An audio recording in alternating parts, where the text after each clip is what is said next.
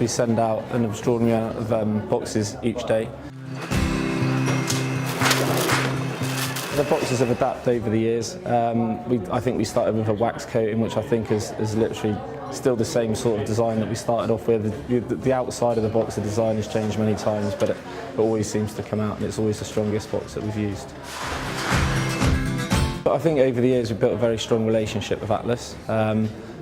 Many number of years that we've been working on development of the box, development of the design, and development of even where it comes down to how we pick the box up, how the box folds. The use, how easy it becomes to fold up. It's just pretty much a snap shut, and then when it does open up, it's very solid on the shoulders and just carries on levelling up, and the layers you can build with the different size boxes. I think we're always looking for improving. We're always looking with the technologists we've got here at Riverford and the technologists that you've got at Atlas, that everyone's always striving to look at the next best thing and trying to reduce the carbon footprint and trying to reduce all of the costs and everything else that comes with trying to deliver such a dynamic, different product throughout the country.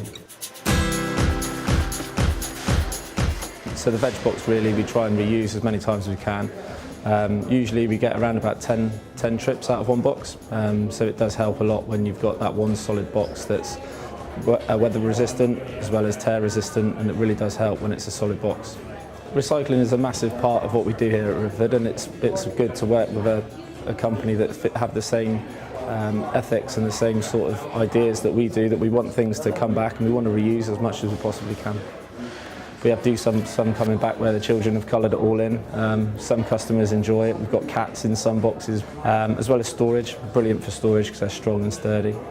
And then obviously they snap shut, and then it all gets packed back up, sent back on our lorries where we recycle.